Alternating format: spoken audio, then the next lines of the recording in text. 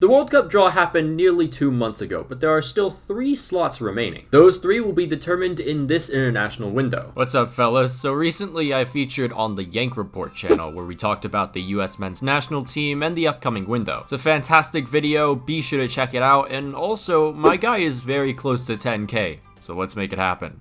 We'll start with the Confederation that isn't necessarily done just yet. The Asian Confederation still has one more playoff match to go. The UAE throughout qualifiers held on to that 3rd place playoff spot for dear life. In the March window with 2 matches remaining, it looked like the UAE would be potentially overtaken for 3rd with their final match versus South Korea. A loss versus Iraq prior did not help the Emiratis' chances either. However, the UAE did what many believed was the impossible and defeated the Koreans to confirm their spot in the Asian playoff round. Australia have been on a noticeable decline, with the quality of the squad looking less intimidating. Wanna see me run to that mountain and back?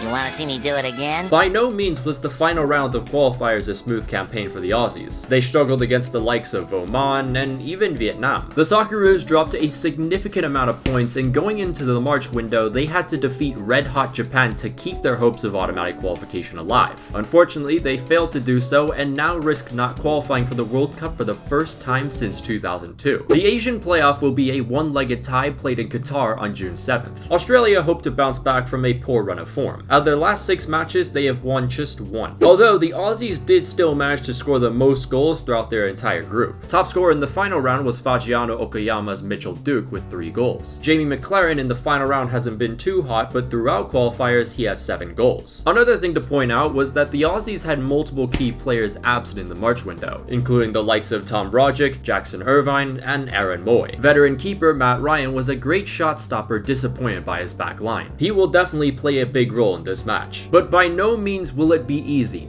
Do not count out the UAE. Throughout the final round, they had very spotty form but never lost by more than 1 goal. However, they've struggled to score goals too. Fortunately for them, 2016 Asian Footballer of the Year Omar Abdulrahman is making a return after 2.5 years. The now 30-year-old suffered a string of injuries that had kept him out for quite some time. However, in recent months, he's been impressive for new club Shabab Al Ali. At his prime, Abdulrahman was an assist king, and he could potentially be the difference maker for the UAE. And then there's Ali Mabkut with 14 goals to his name throughout all of qualifiers. The winner of this playoff will advance to the Intercontinental Playoffs to face Peru on June 13th. Peru were down and out in November, but charged back in hopes of qualifying for a 2nd straight World Cup. After a win on the final day versus Paraguay, the Peruvians confirmed their spot in the Intercontinental Playoffs. Peru's top scorer is Christian Cueva with 5 goals. Not too far from him is Gianluca Lapadula with 3 to his name. Celta Vigo's Renato Tapia has been one of the most important players in this campaign as well. The nation has managed to get results against the likes of Ecuador, so whichever Asian nation plays them,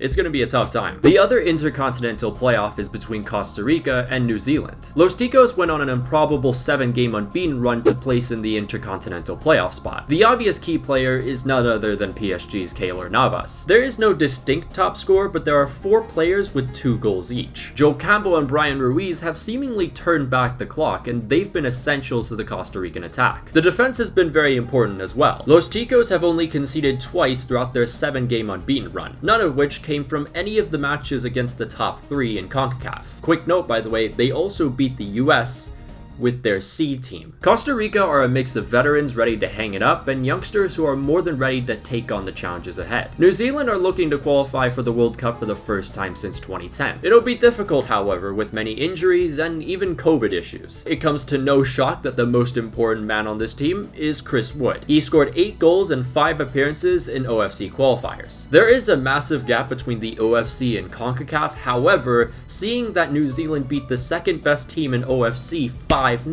there is a chance. Another thing going for them is the fact that New Zealand is a team full of giants. There are so many players above 6 foot that you think they were playing the basketball squad. Finally, there is the 1 spot remaining in UEFA. Due to the ongoing conflict in Ukraine, Path A was not completed in the last international window, with Scotland vs Ukraine being postponed to June. However, Wales and Austria did play, where the Welsh prevailed 2-1 thanks to God Mode Gareth.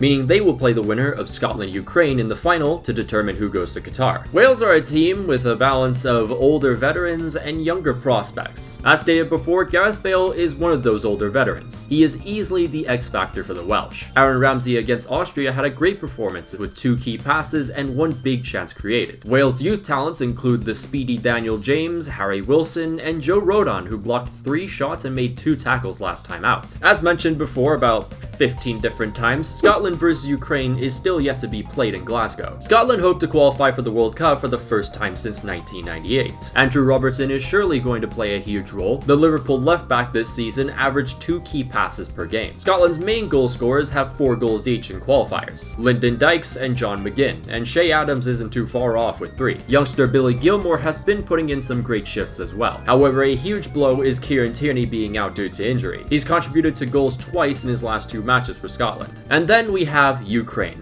The World Cup have not seen this nation since 2006. The Ukrainians weren't greatly convincing in the first round with 6 draws against pretty poor opposition, but they never lost a game in this group, which had the world champions France. I don't understand anything anymore.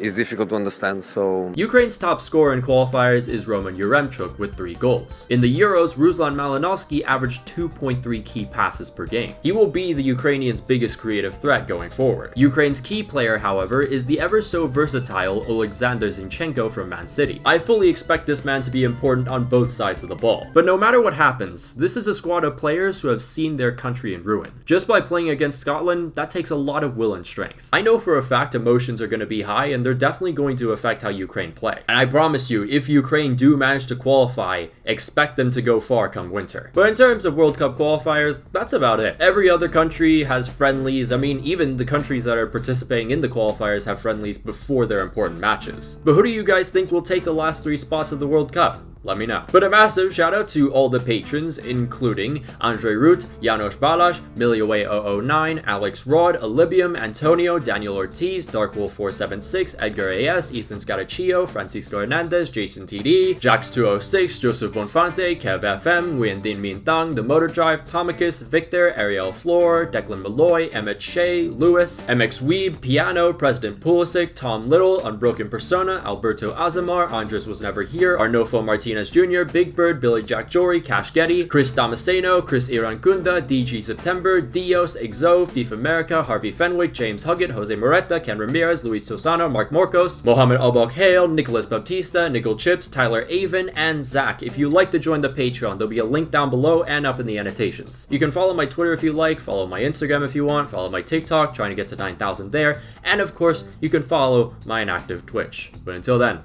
I'll see you guys.